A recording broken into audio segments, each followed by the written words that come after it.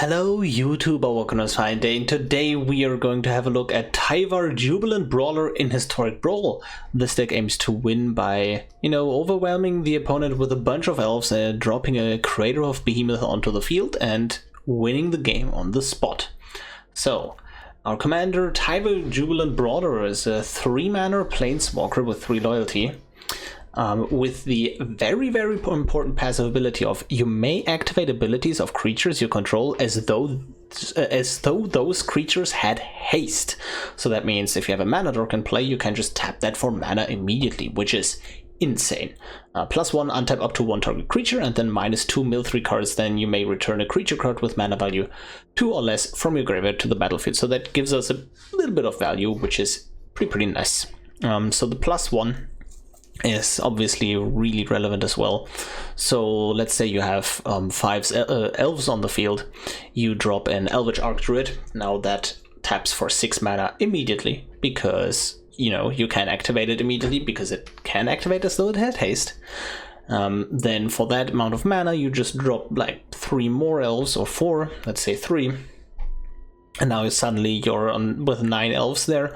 Then you untap it with Tyvar's Plus ability and go even harder. And it is absolutely insane.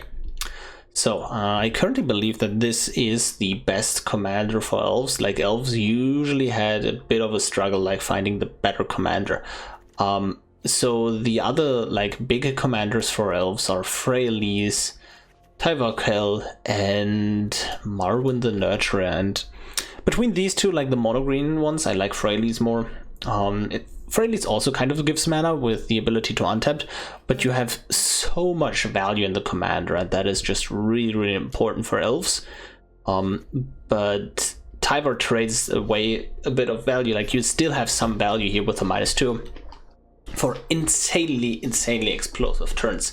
And then we previously used to run Tyvar Cowl here because that gave us access to black for a lot of meaningful interaction. But the Planeswalker is a bit worse than Freyalise overall, I think, but the colors are pretty good. So black gives us access to only a few cards, but they are really good. Assemble the team is effectively look at the top 28 cards usually of your library and pick one of them, put into hand, which is usually giving you what you want. Thoughtseize, Mindspike, Inquisition, Duress gives us interaction. The one of bone charts, we run only a single spot removal spell that we can have in relevant spots, where let's say they have a specific permanent that we need to answer, and then we can just assemble the team and find a bone charts, for example.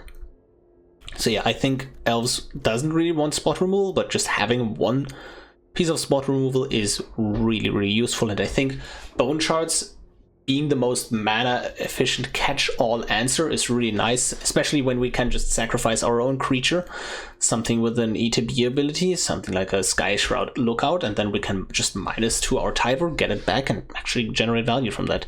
And then we have a Brain Maggot. So this deck runs a bunch, and I mean a bunch of different creature tutors, or just in general tutors. Not all of them are able to fetch out the Brain Maggot, but a lot of them actually are. I believe, okay, yeah, Fierce Empath is also a tutor, and we get into Fierce Empath a bit later, but I feel like I'm missing something. Oh well. But yeah, we have a bunch of ways to get a Brain Maggot in spots where we really need it, and this deck has a toolbox of cards that interact with the opponent. We have a Haywire Mite, we have Brain Maggot, we have Reclamation Sage, and we have, oh yeah, there is one more tutor. I knew I was missing something. And then we also have the Masked Vandal. There you are, right? So at different CMCs we can grab disenchant effects, and it's important that these are all different CMCs, like Haywire Mite, Masked Vandal, and Reclamation Sage, where Masked Vandal and Reclamation Sage are elves. So if you have a 1-drop elf, you can... Oh yeah, there's another tutor. Sorry. So yeah, Vivian of the Hunt is able to plus Yeah, for example, if you have a Vivian, you can sacrifice a creature and search something with mana value +1 out of your deck. So if we have a 1-drop, we can now search for a Mass Vandal or a Brain Maggot. If we have a 2-drop, now we can search for a Reclamation Sage. If we have a token on the field, we can search for a Haywire Mite. And that is the reason why it's so important to have these at different CMCs.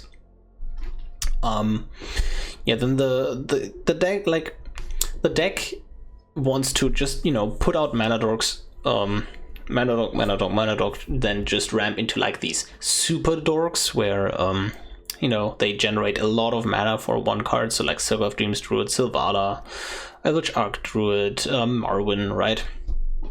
Then we can tap and untap that card again to just generate even more mana. And then all these cards basically can get us Craterhoof Behemoth, where Craterhoof is the go-to finisher for elves with 8 mana, and then when it enters the battlefield, creatures you control gain +X and trample, where X is the number of creatures we control. So if we have 10 creatures, now all of the creatures get +10 and trample, which will usually kill the opponent. And then the way these cards can grab Craterhoof in, you know, sometimes more than one way, is over Fierce Empath. So we have a 2-drop, we Pyro of Heroes, get a 3-drop elf. That Fierce Empath now grabs a Craterhoof. The other tutor target for Fierce Empath is Soul of Harvest. Soul of Harvest is a pretty good card. It gives you a bunch of draw. There is a very similar card that doesn't have trample and is a 4/5. Same mana value, and a very similar effect where we draw the card on cast, not on ETB. Cast is better against control, but where, you know,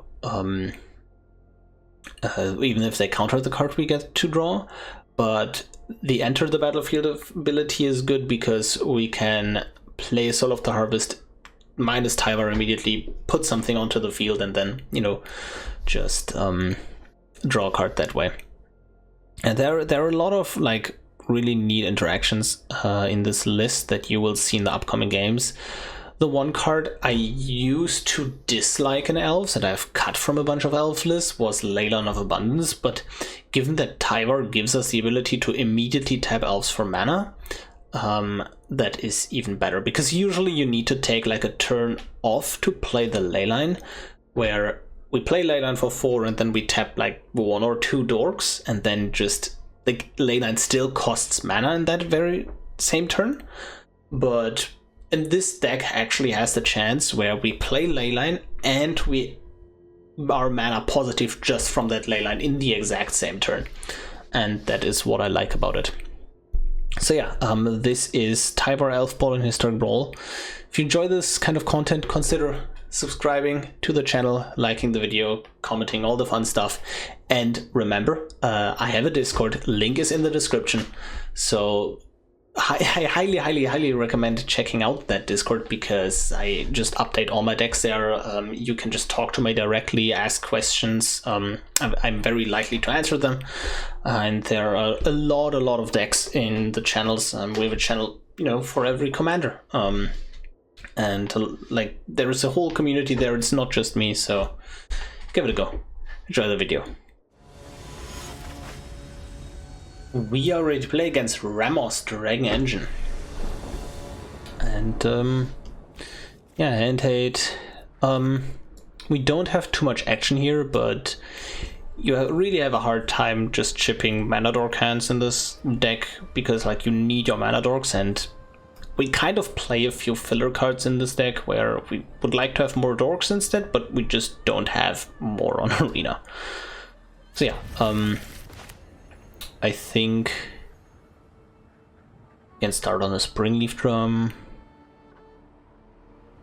Doesn't matter too much, right? No, if we want to start on the drum in case they have something like Lightning Bolt, right? And then Thran Portal gets played on green. We only need 1 black source ever in this deck, so yeah. Start with the Springleaf Drum. And we start on that as opposed to like the rest, because we're not really afraid of anything. Like if they Thoughtseize us, we don't care. Turns out they just play Tapland, which is pretty neat. So, oh yeah, that's card draw. So Sculptor of Winter, and then the question becomes, do we play Duress or a Sentinel Steward? I think I like the Sentinel Steward because that gives us the ability to just play Toski and swing in with a single creature to already draw a card. I don't think we want to Duress the ramp. I think this is a matchup where we want to Duress the value. So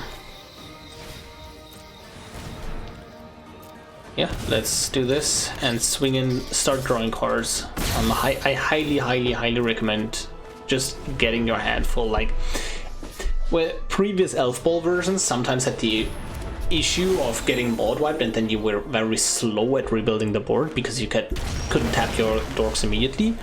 This version is really good at, you know, filling the board quickly. So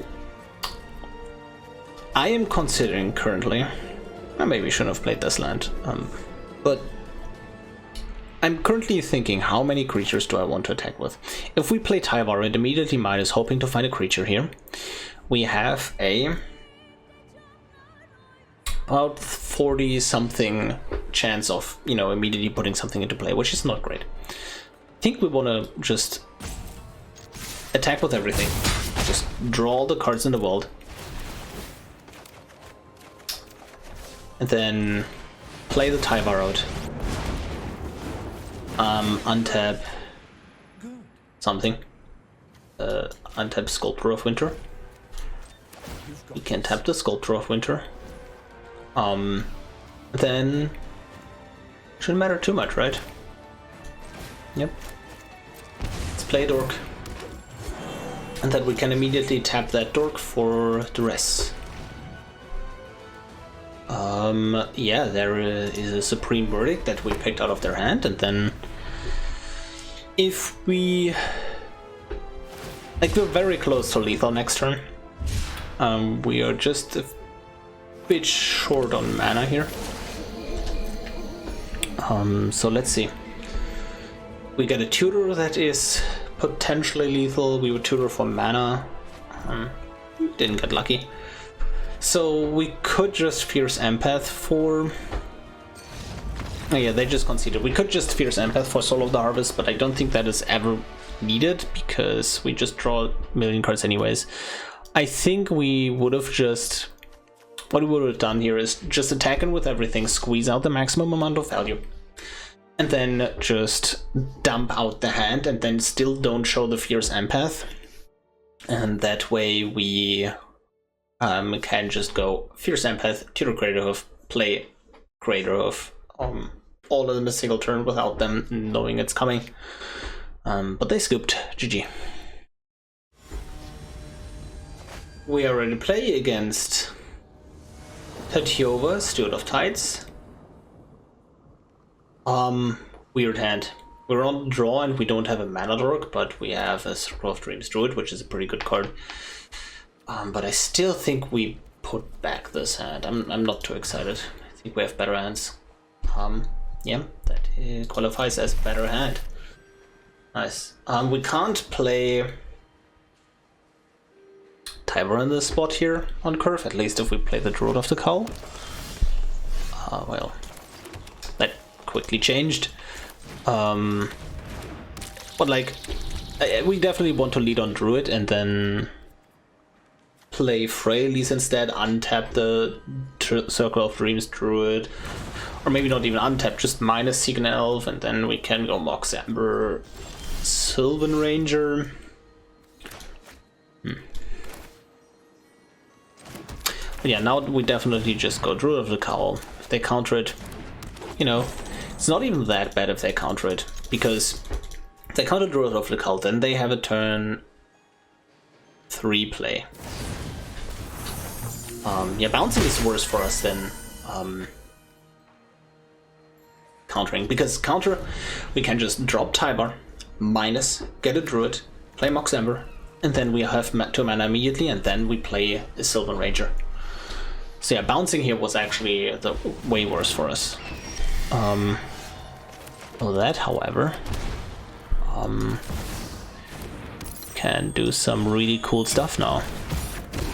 Sure, Leisure Shredder happens. Yeah. Damn, Llanowar Elves was such a good draw here.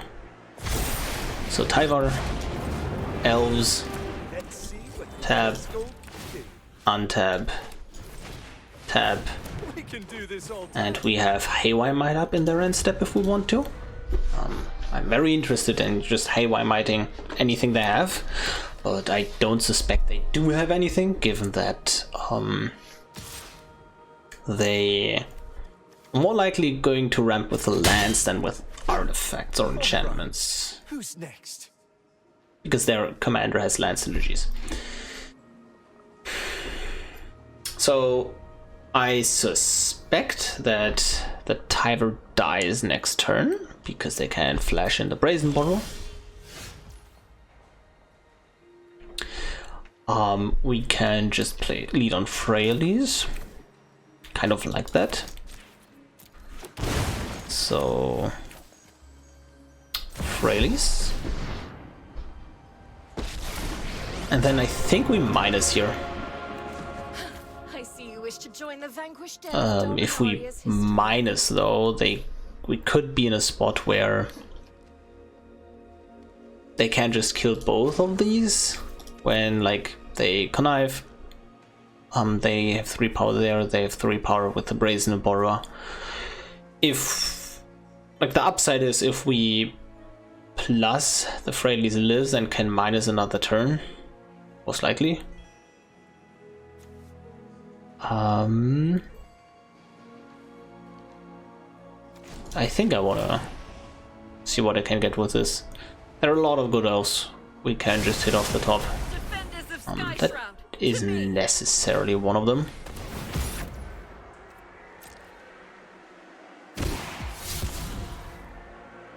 Dwynen Elite. And we can actually just dump out our whole hand here, which is pretty cool. Yeah, and we're missing a draw engine here. That is the only thing we are desperately missing. Given that we, you know, if they...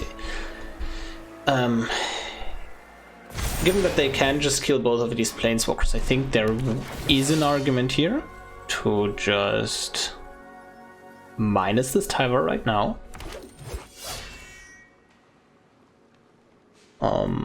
If we plus Tyvar, we can actually play Sylvan Ranger. If we don't, that is not a possible line. Minusing Tyvar digs us deeper towards relevant elves. Kind of like it. Thing is, if we plus Tyvar, that forces them to play the Brazen Borrow. If we minus it, Frailies will die to the Ledger Shredder. And they could just spend their mana on something different, although I don't know what that would be. Maybe Memory Deluge, meaning, you know, 4 mana instant speed, draw some cards. I think I'm willing to float the mana here. And then minus. It's only like 40% chance to hit something. But man, we got rewarded for that line. Yeah, feels really good. Seek an elf.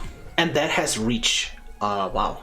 So we can actually take out the Brazen Borrower. Yeah, that is beautiful. Oh my god, that was one of the best hits we could have gotten there. Love it. Swinging with Might.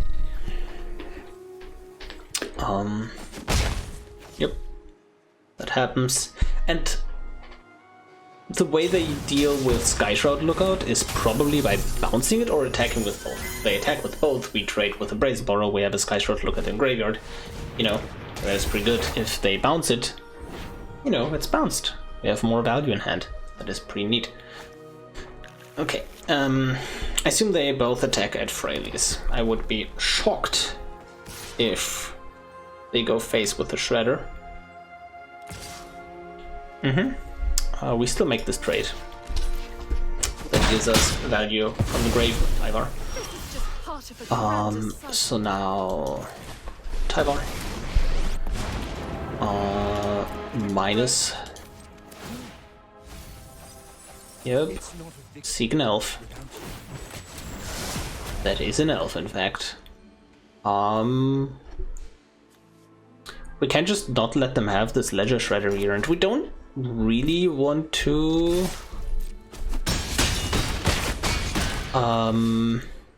commit all these creatures to the board anyways. We could just Haywire Mite here. Getting rid of the Boseiju. Kind of like that, just doing this immediately. We can just Masked Vandal as well, but I don't think the clock here matters. And now we're in the spot again where we can just protect Tyvar with the Skyshroud Lookout, which is pretty great.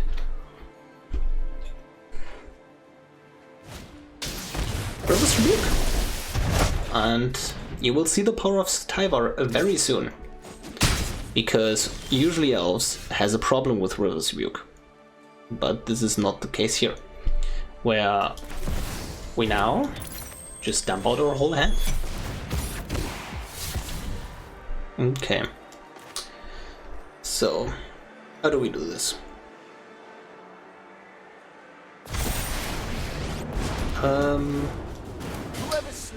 Think Sentinels do it. And then, yeah, let's just play Llanowar Elves in between, you know. I think I want a land drop, so I'm going to play the Sylvan Ranger here.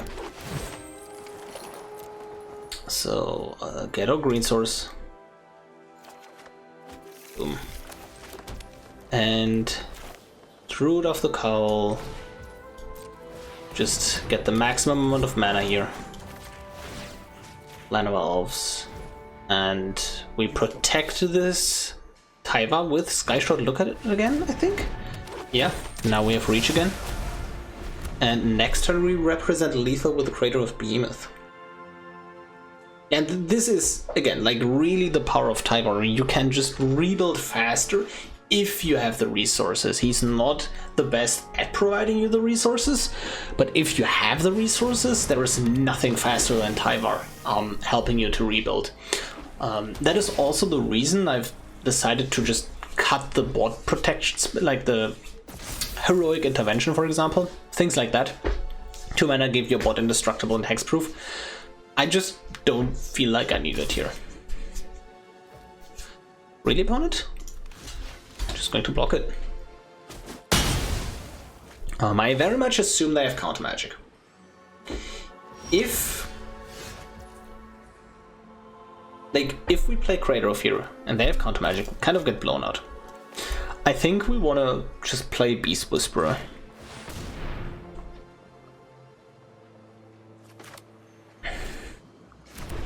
Oh wow, it is on.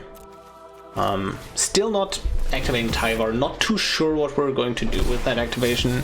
If we untap for mana or minus for a Skyshroud Lookout again. Oh, that is good. Yeah, I really like that. I want to see what's going on there, make my decisions based off of that. Gimme, opponent. Let's see. Decisive Denial. Honestly? Yeah, I am willing to pay. Gimme. Okay, there is nothing I wanted there. Oh well. So let's just... yeah, just add mana. Not going to block ever with this Beast Whisperer. Oh, nice. Yeah, Tyvar. Get back a Skyshroud Lookout for additional value.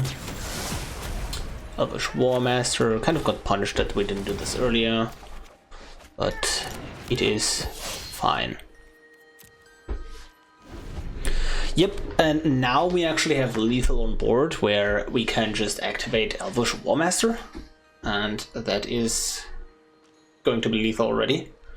So we don't actually need to play into counter magic by just committing the Crater to the board. Augur, that's fine. And you can see how like really resilient this is. Cat, what are you doing?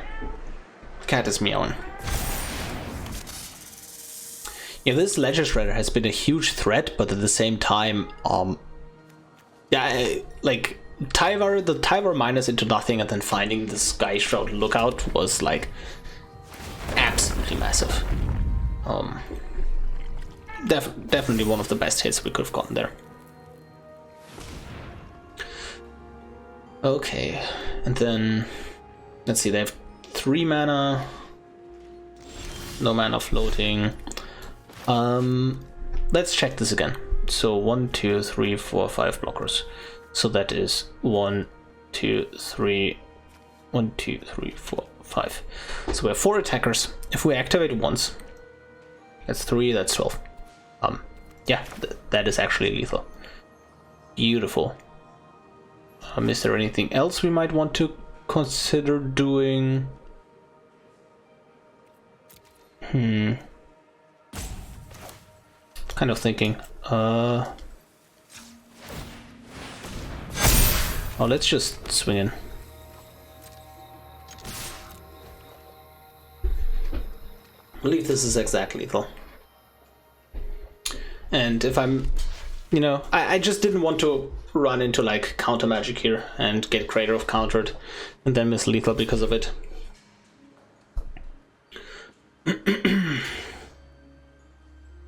Also, they all have Death Touch, so that is pretty great. The 4 power ones got blocked.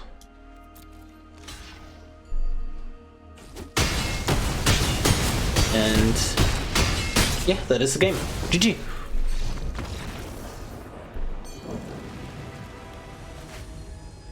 We are ready to play against Raska Golgari Queen, and this is an interesting one. Okay, we are clearly not that good at the game, because otherwise we would have won the coin flip.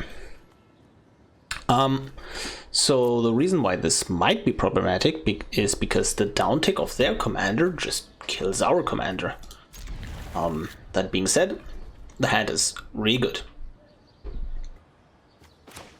So let's see. Play you, then just a good old Llanowar Elves turn 1. I think there is an argument to be made to just play Paradise Druid, Thoughtseize next turn. But given that they just fail pushed our Llanowar Elves, I think we are just going to play Paradise Druid, and then next turn we can play Thoughtseize, Tyvar, minus Tyvar, get back Llanowar Elves, which is pretty good. So let's see. We basically against Raska here, because their commander can just kill our commander, the first thing we want to do with our Tyvar is try to just minus it immediately, so even if they kill our Tyvar, we first have something on the board to pressure their Planeswalker, and second, just get immediately value out of our Planeswalker. Bastion of Remembrance, that is fine. Kind of. It's weird. Do we still lead on Thoughtseize? I think we do. Interesting. I think a Sheldred is too hard for us to beat, which is... like, the rest of their deck is kind of fine. Felsinger is an issue though, but... like, we're drawing so many cards, we just need to get rid of the Sheldred. I would love to take the Bone Shards here, for example, but don't think we can afford to. We can go ahead, Masked Vandal, exile the Llanowar Elves, get rid of Bastion. That is totally a play we could do, and I think that is a play we potentially should do, otherwise they can just Raska plus sack Bastion of Remembrance, get value. If we, like, the real issue here is if we Tyvar minus and play Elves, they can just attack and kill the Tyvar. But maybe that's fine. Yeah, maybe that's fine. More specifically, we're likely going to block with the Llanowar Elves. Oh yes. I think we're supposed to grab a Sylvan Ranger here to block for our Tyvar. Because like we can grab the Brain Maggot, but again, we're always going to block for our Tyvar, so I'd rather just get the value here. And we have the hoof in hand, we just need a critical mass of creatures and mana in order to win the game immediately on the spot. Raska, sure, they... Yeah, I was going to say, if they minus the Ranger and kill with the attack, we can kill their Raska, which is not what they want to do in the spot. So, I think we in return just want to kill their Raska. We could have played Tyvar and plus on the Paradise Druid, huh? So yeah, I think the play was play Tyvar plus on Paradise Druid, attack with both. Which is kind of an issue. Fierce Empath, and we just grab Soul of the Harvest here for value. We now... Yeah, we have Paradise Druid in grave, we have Brain Maggot in grave, those are like the relevant cards here.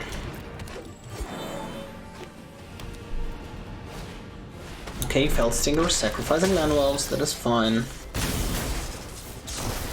Sure, they draw 2.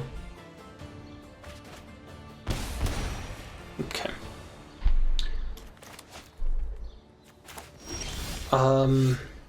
Okay. Definitely start by, you know, doing this. And then the question becomes, what else? I think the answer becomes, bring back things. And the cool thing here is that, like, we could go for Brain Maggot here. Disrupt their hand, but I like the Paradise Druid more for... First, we get mana. Second, we have a hexproof blocker here, which is really cool. So yeah, we're slowly grinding, and at the very least we want to play the Soul of the Harvest and make another, like, play another creature immediately to draw a card. I don't want to play the Soul and just get it killed immediately. That is not what I'm interested in. So currently we have enough mana to Crater Roof, but I don't think we want to Crater Roof. Because, you know, we don't kill them with it. So yeah, they decide to not attack the Tyvar, which is something that is pretty good for us. Next turn, if they play Raska minus Tyvar again, we can yet again just attack their commander. I think though they're likely going to plus and sacrifice Bastion of Remembrance to draw a card. Kind of like that. Oh, they don't draw anything. Okay. Thinking. So. We can just drop Crater Roof, right? And then that's 4 attackers. So that's 20 damage. Yeah, that's lethal. Right? Oh, no. I only have 3 creatures untapped, not 4. Because...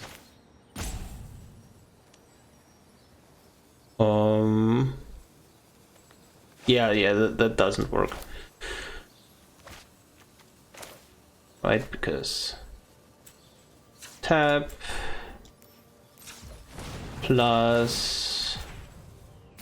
And then we could have here. I believe in you, friend. Yeah, but we're just a creature short, effectively. So yeah, let's just soul.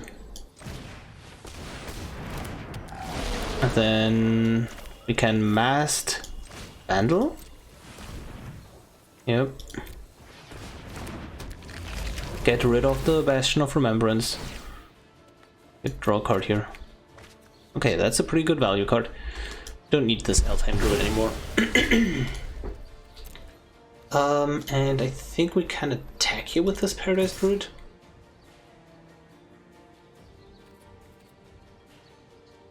Yeah. And I like that they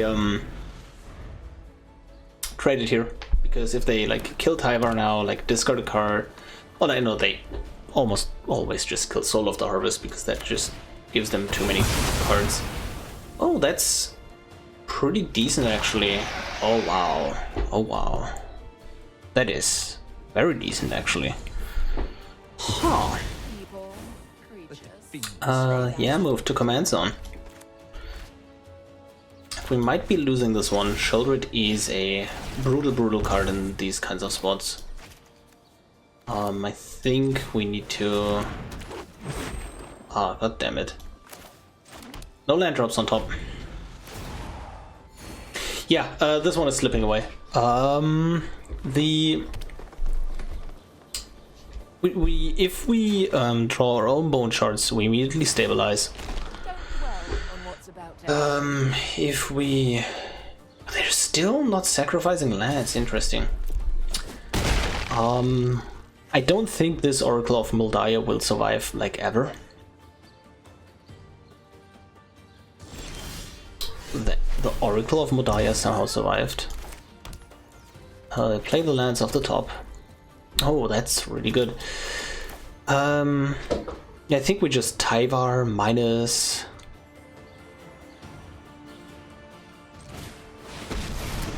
Right. Yep. Tyvar minus. And get the Brain Maggot out of the Brain Maggot, and then just have Skyshroud Lookout. Yeah.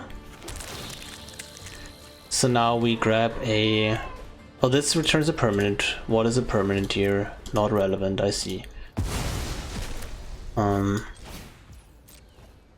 Then tap this. Beautiful. Seek an elf card. Attack you. Okay, beautiful. We are actually having lethal next turn. I repeat, we put... Wait, do we have lethal? Yeah, as it currently stands, we currently have lethal on board. Okay. So let's do this. I don't think they will sacrifice the Raska here. I would be surprised. Oh, do they just let us draw and then deal us 6? Wait, they have lethal. Oh, they missed lethal. So, oh my god. So they could have dealt us 2 damage with Felsinger, let us draw 2 cards. That's 6 damage effectively with the Sheldred. Minus on the Skyshroud Lookout. Then swing with the Sheldred, that's 4 more damage, and then its pain is our gain. We die in the draw step. Oh yeah, and now we just win. Oh yeah, so they missed lethal. And I missed that lethal line as well.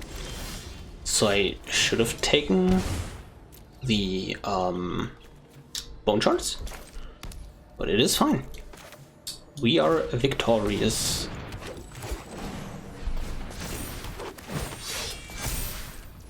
So play you.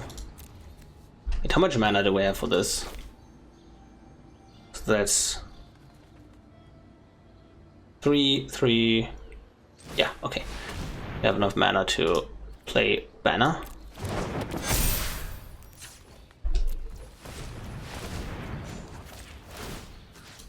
Yep. Crater Hoof. Swing in. And I don't... Is that even lethal? Whatever. Math is for blockers. So yeah, this Sheldred... We identified early that this Sheldred would be a huge problem, and they managed to get it back. Because, like, we are just drawing a lot of cards, and we just don't have a lot of removal. I think this is lethal. Let's have a look. This is not lethal. Yeah, but if it wasn't lethal, I don't think there was anything we could have done there differently. Oh, potentially draw 2 more cards here. So, play Reclaimer. No, play Marwyn, then play Banner, then play Reclaimer, and then maybe have another card here. No.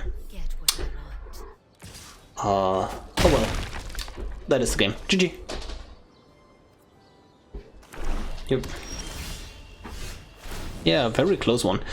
It's so funny. If we had a Radiant Fountain in the deck right now, so that's a land on ETB that gains us 2 life. If we had that specifically in our deck, we would actually live.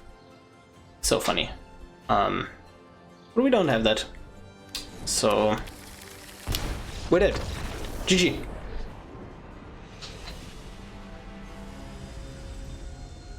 We are ready to play against Glissa Sunslayer. And this is not a good starting hand. We don't really have mana, and we need mana. So let's put this away. Very interesting. I think, again, so given the fact that Glissa can destroy and will destroy enchantments on attack, we can't keep this based on drawing cards with Guardian Project. Let's mull deeper. That is fine. Do we need a Haywire Mite? I don't think we do. So let's see. Play the Snarl. Oh, actually our mana is awful here. Not sure if that was a good keep. We get another untapped land. Yeah, we're fine. We are fine. So the combination of Beast Whisperer plus Realm Walker just draws a ton of cards. We could just block here and then force them to activate. I kind of like that. That gives up the Elvish Warmaster, but we're fine giving that up. We mostly care about mana, and this just trades a card for tempo. And tempo is really what we need. So given that we have Vivian in hand, I think we just play Llanowar Visionary and then next turn play Vivian and plus Vivian. No need to get fancy and set up with the Tyvar, especially if you can just kill it. Do we do the same play again? Honestly, yes. I ironically like this play. But then next turn is a bit awkward. Where I think we just drop Beast Whisperer and nothing else. But this prevents them from playing Glissa, and them playing Glissa is just not good for us, in my opinion. Oh, okay. That makes me. Yeah, that makes me pretty happy. So playing Tyvar minus bringing back Warmaster, but then they can just attack with 2 creatures. Highest upside play would obviously be just play Marwyn. I think we just don't have the time to set up with Tyvar here. We just play Marwyn, hope it sticks around. If it doesn't, that's fine. This time we're not going to block this Knight of the Ebon Legion for sure. Yep, nothing happens. And I assume they just play Glissa. Yeah, beautiful. Okay, that is insane. So we can play Sylvan Ranger, buff Marwyn, get a Swamp in order to be able to play the Tyvar. So, Snow-Covered Swamp. Now, play Tyvar. Right? Yeah. Beautiful. And then we can Realm Walker. Elf. Another counter, plus. And then... Take my hand. Actually, we're 1 mana off of doing something here. That is fine though, we have a blocker now. Reach is... like, we don't really care about swinging with this beast token. And just in case they have something with haste and flying. Okay. Phyrexian Scriptures will wipe our board next turn, but next turn is not this turn. So... yeah, we don't care too much about that. I think we block with the beast here over the Sylvan Ranger because we have elf payoffs. Yeah. Okay, that is a great start to this turn. I think we can just get lethal here. Okay. So let's see. Minus Beast Whisperer, Marwyn. We get a Fierce Empath. Yep, Marwyn triggers. Fierce Empath triggers. Gets a Craterhoof Behemoth. Yep. So now the Craterhoof. But yeah, we grow Marwyn again. Then we can untap Marwyn for additional damage here. And that's the game. Yeah, so what happened there, our opponent was like struggling on mana, and they made attacks where they forced themselves into actually spending mana that they really didn't have in that situation. Like, they couldn't afford to spend mana on this Knight of the Ebon Legion. They really needed to just play a Glissa there. So blocking and forcing them to activate the Knight, I think was the right call. GG. We are done with the games. I hope you enjoyed them as much as I did. And Tyvar Jubilant Brawler is, you know, really what Elves needed in Historic Brawl. Like, this is a new, fresh commander, and it is perfect for the archetype. The advantages are obviously that this just gives you immense speed in your game plan. The disadvantages are that this gives you less value than other commanders for elves. And value is really what you want in elves, like at least until the point where you actually kill the opponent. But if you have a good hand, if Tyvar is in your command zone, this deck is really unstoppable. So like, this commander just really high rolls out of control. If you want to build this deck on a budget, it is pretty expensive because you need the black source for your commander, but most of, like, you still want to be able to somewhat consistently cast triple green spells, like double green spells, and the mana base is really rough. So like, the rare lands really do help, and you don't really want to play too many tap lands. And then a lot of these rare elves are also really important. If you don't have Circle of Dreams Druid, Stelvala, Elvish Archdruid, and Marwyn, the power of Tyvar is greatly diminished, where you now don't have tutor lines, where you can just tutor one of those creatures, immediately activate, tap, untap, tap, untap. So like, if you don't own the Mana Dorks, then I don't think you should play Tyvar. At least Jubilant Brawler. If you are on a budget, you probably want to look at Tyvar Kell or Freyalise instead as a commander, and then work your way towards this deck. And then, you know, you eventually will be able to make this. So I don't think this is a good budget deck, but you can just switch commanders, slowly increase your collection, and then you're good to go. Yeah. Also, as far as like deck construction choices, I said it in one of the games, but I know not everybody watches every game, and some people just skip to the end.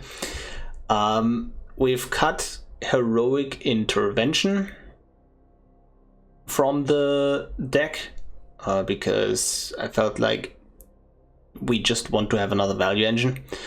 Also, I don't think Paradox Engine, like, you could play Paradox Engine here, right? But it is an expensive card that only does something once you're already set up, and it doesn't draw your cards. And if you're already set up, you're usually not lacking the mana. Like, yes, you can go Paradox Engine, draw